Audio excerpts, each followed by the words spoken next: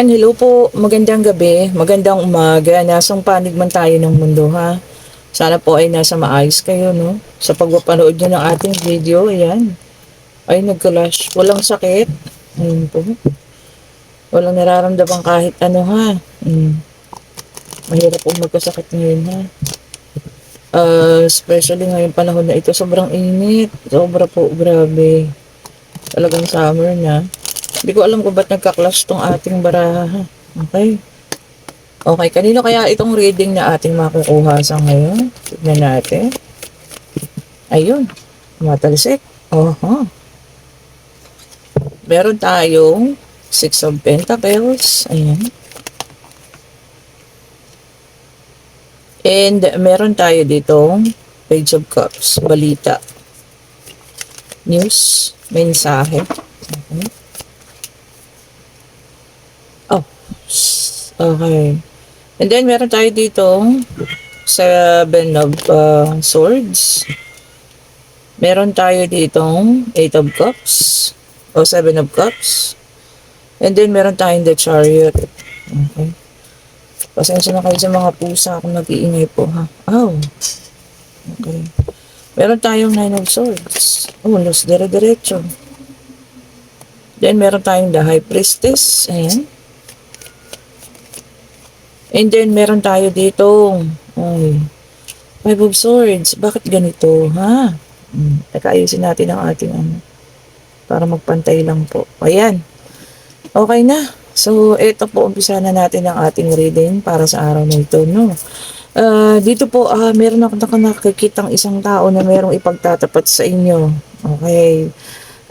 Dito, no, medyo makakasakit sa'yo ang kung ano man ang ipagtatapat niya kasi this is involved cheating. Okay? Okay po. At merong makakaramdam na parang pagkatalo. Okay. Meron din pakiramdam na parang marami namang naging option. Bakit siya pa? Ngayon may pakiramdam na parang pagkatalo, no? Ayun po ha, kung ano man itong bagay na ipagtatapat niya sa'yo, meron pong cheating na involved ha. Meron tayong nakita, makakasakit sa'yo. Ayan. Magiging rason ng paglayo mo. Okay po, kasi merong aalis. Kung ano man itong bagay ha, na ipagtatapat niya sa'yo. Siguro, hindi na kaya ng konsensya niya, no?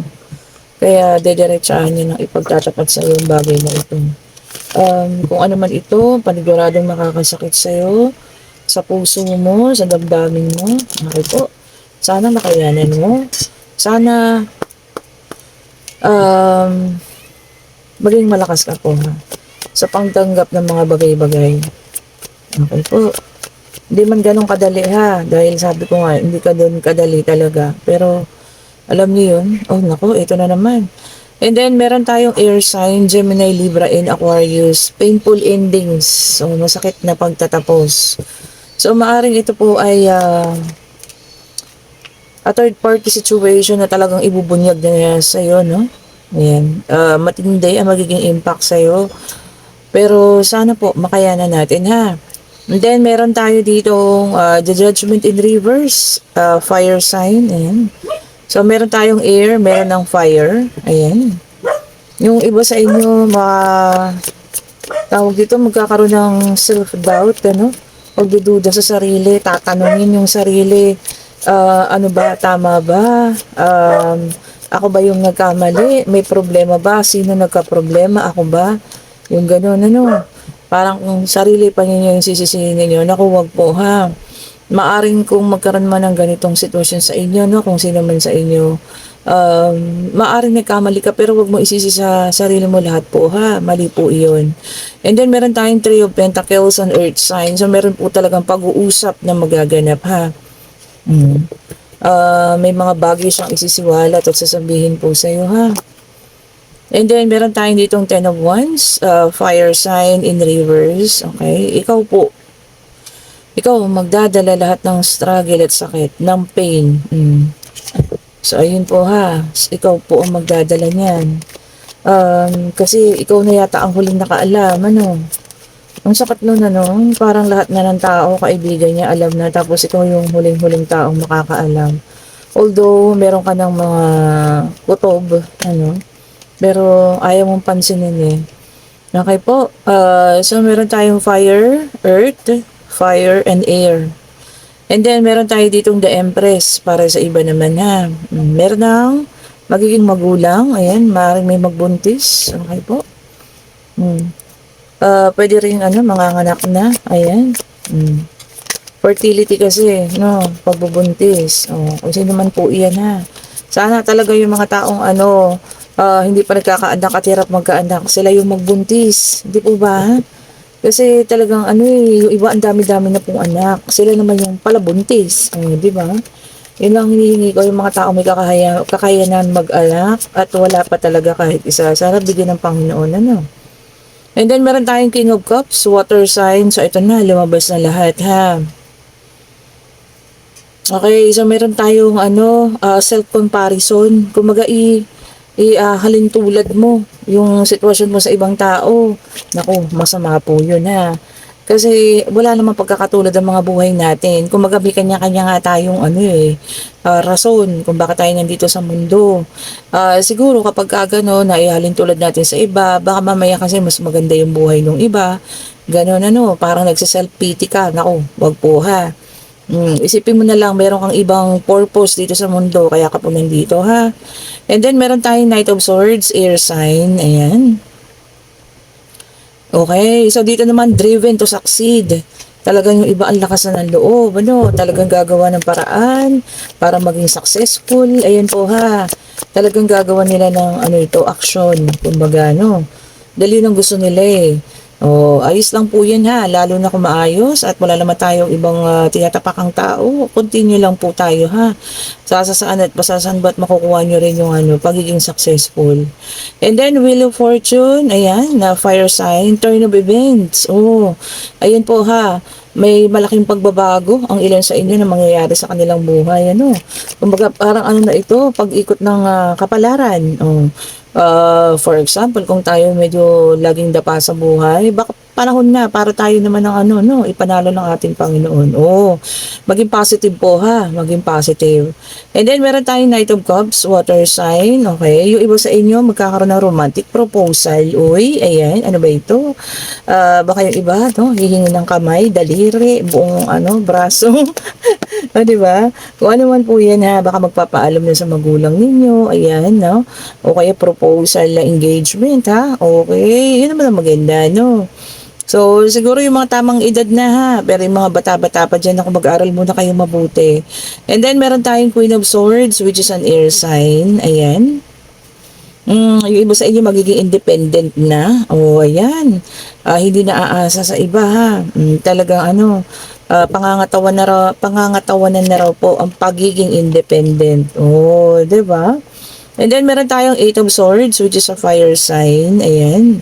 Yung iba sa inyo makakaranas ng frustration. Tapos yung iba magkakaroon ng missed opportunities. Baka kaya mapuprostrate. Kasi napalampas yung magandang oportunidad, di ba? Ang hirap din mahirap po ang ganyan. Okay? Kaya huwag natin ipapalampas ang mga oportunidad na paparating po. Okay po? And then meron tayong Six of Cups, which is a water sign. Ayan. Childhood memories. Maaalala. May makakaalala ng kanilang kabataan. Diba? Masaya naman yun kung maalala mo ang iyong kabataan. Ibig sabihin po niyan, tumatanda ka na. Hindi, joke lang po ha. Baka maaaring meron nagpaalala, okay? Or merong isang tao na sa panahon ng kabataan ninyo, nagpakilig sa inyo, na maaaring ngayon ay bumabalik. Diba? Maaaring ganun ha. And then meron tayong Ace of Cups, water sign, in reverse. Ayan. Talagang iba sa inyo talaga ngayon, feeling empty, kawalan. Baka kayo yung nandoon sa sa situational reading. Tama naman po. Yun ang mararamdaman natin unang-una, di ba? Kasi pakiramdam natin, kung lalo na kung ipagtatapat sa inyo ay tungkol sa cheating or dahil sa meron siyang ibang ginugusto. Yun na nga, cheating na nga yun ako. Sobrang sakit nun, Kasi ang akala mo okay kayo, wala kayong problema. Pero di ba? Yan pala, ganyan po pala, Sobrang sakit ha. And then, meron tayo ditong Two of Swords, which is an air sign. Ayan. Sabi rito, no, indecision, may takot. Mm, may takot sa pagdedesisyon. Baka minsan kailangan na natin tapusin ng mga bagay-bagay, pero takot tayo, no? Kasi nga hindi natin alam kung ano yung kalalabasan. Ganun po talaga. Wala namang alam ang tayo sa pagdedesisyon natin na alam na natin agad, ito kalalabasan. Hindi po. Siyempre malalaman lang po natin yan pagdating ng araw at oras ng panahon. Di po ba? Kung ano man yung takot na yan, sana mapagtagumpayan po ha. Ang takot na inyong nararamdaman. Oh, ayan. Ano bang desisyon ang inyong gagawin? And then meron tayong 7 of Wands sa fire sign. Ayan. Sabi rito, no, talagang meron kayo taong ipaglalaban, hindi man tao ito, sitwasyon, pangyayari, financial nyo man ito, no, pagtaas ng sahod ninyo. So, meron kayong gustong ipaglaban dito, no, na talagang sa ngayon daw po, inyong pagtutuunan ng pansin at inyong bibigyan ng taus-puso na paglalaban ang bagay na ito, ha. Okay, at ito na ang kukumpleto, no. And then, meron tayong the chariot, which is a water sign. Ayan, ha. Oh, sabi rito, meron ng yung iba may direksyon na. Oh, ganda ha. And may tapang. Okay po. Para mahanap talaga kung ano yung direksyon ninyo para sa buhay ninyo, no. Kumbaga kung dati, medyo hindi pa ninyo alam kung para saan tayo nandito sa mundo at anong dapat talaga natin gawin. Ayun na. Ngayon daw po, nakita nyo na, nalaman nyo na, alam niyo na kung anong purpose niyo, kung anong direksyon ang dapat ninyong puntahan po, ha. Baka yung iba kasi naliliko-liko rin yung landas, ano. Pero ito na, ganun siguro talaga, no. Once na nagkakaedad tayo, nare-realize natin na ito pala yung dapat po, no. Dapat na talagang, dapat ito dito tayo tumungo para sa ikabubuti natin, ano. Ngayon kung kayo yung nasa situational reading, ano, at talagang mayroong isang balita na parang bomba na babagsak po sa inyo ngayon, ano. Sana makayanan. Sana po ay pagkalooban kayo ng Panginoon ng malakas na kalooban, ano, para makayanan niyo po ang lahat. May mga tao na talagang kapag nagkaroon ng mga ganyan, halos hindi makayanan, ha, halos nawawala sa sarili. Pinagpe-pray ko po na lahat na kung sino man yung magkakaroon ng ganitong balita na matatanggap, ano, sana makayanan mo, malampasan mo, ayan, maging maayos ka, no, maging tawag dito, fulfilled ka, no, sa mga darating na panahon. Okay po. Sana makatulong ang mga kaibigan mo, no. Kung kaya mo ipagsabi mo hanggang sa mapagod ang puso mo po, ha. Para, alam niyo yun, at least para makaluwag-luwag sa kalooban niyo. Ayan, pwede na magtanong, ha. Pag-ibig, pangyayari, no. Sitwasyon, kaperahan, pag-alis, pag-travel, kung ano man, ha. Divine Universe, ibigay mo po ang kasagutan sa kanilang katanungan. Divine Universe, ibigay mo po, bakit may nasama isang dito? Okay lang po, ha, tanggalin natin. May nakita akong isang white card, ayan. Okay, ayusin natin ulit. Ayan, Divine Universe, ibigay mo po ang kasagutan sa kanilang mga katanungan. At ito na. Oh, ang ganda. So, ang sagot po ay yes. Ayan. And then, this is a Knight of Cups. Okay. Ang Knight of Cups po ay panibagong relasyon. Oh, di ba? Panibagong pag-iibigan. Ito lang siguro po ay para din dun sa situational reading, ano. Maaring magtatapos ang relasyon ninyo dahil sa isang balita or pasabog na kanyang gagawin, ano. Pero, tignan mo naman, meron at meron talagang nakaraan na para sa iyo po, ha. Kung may aalis, merong paparating. Siguro mas maganda, no, paghilumin mo muna ang puso mo. Ayan. Tatapusin mo muna lahat ng pagod na naramdaman mo, no, sa relasyon na yan. Paubusin mo muna yung luha mo. Saka po mag-start ng panibago at saka tayo mag-entertain ng mga panibagong tao po, ha. Pero this time, kailangan i-balance puso at isip kung kayo man ang nasa situation ng reading. Okay po, and sa lahat po ng gustong umorder ng ating bracelet, may pa-JNT tayo bukas, Miyerkules, ayan. So, sumabay na kayo, no. Marami tayong ang tawag dito, marami po tayong order. Ayan, magbabox pa ako mamaya. And kung nagugustuhan ninyo ang ating mga bracelet, ayan po. Ang dami ko na naman pong nabasa sa comment section paano makakabili. Andun po yung link nasa comment section. Ako lang po yung naglalagay ha. Okay po, ito ang gaganda ng ating mga bagong dating kung nakikita ninyo. Ito po yung crystal clear. Ayan oh. Ayan. Yan po ang crystal clear na bracelet. Ano, ang ganda po yan.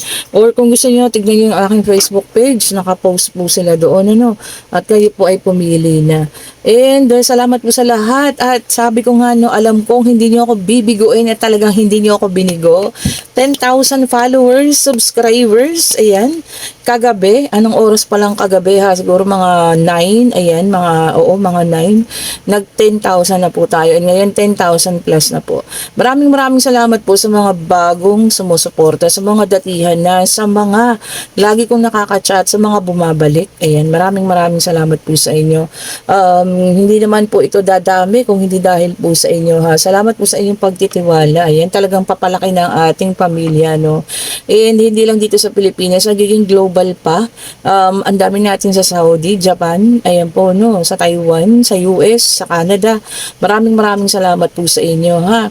Siguro, ito pa lang sa 10,000, grabe na yung tuwa ng puso ko, no? Paano pa po kaya kung naging 100,000, no? Wow, grabe. O, diba? Sobrang saya na natin nun. Maraming salamat po muli sa inyong lahat, ano? Malayo na tayo, pero malayo-layo pa. O, diba? Lagi niyo kung sinasabi, no? Mula sa 3 subscriber, ha? Ang kaibigan ko, yung anak ko, ako, ayan, kami pa lang, o, diba? Hanggang sa, tignan niyo naman ngayon, 10,000 na. Thank you so much po sa inyong pagtangkilik. Maraming salamat po ha. Try nating mag-live siguro sa Webes. Ayan, nalipat po ang aking ano na naman, tawag dito. Webes po. Try ko mag-live ha. Ayan, maraming salamat po uli. Have a great night po sa inyo. Pahinga. Ayan. Thank you so much for watching po. At salamat din sa mga nagpa-reading kanina ha. Maraming salamat po. Have a great night for Tuesday night. Bye-bye po sa inyo.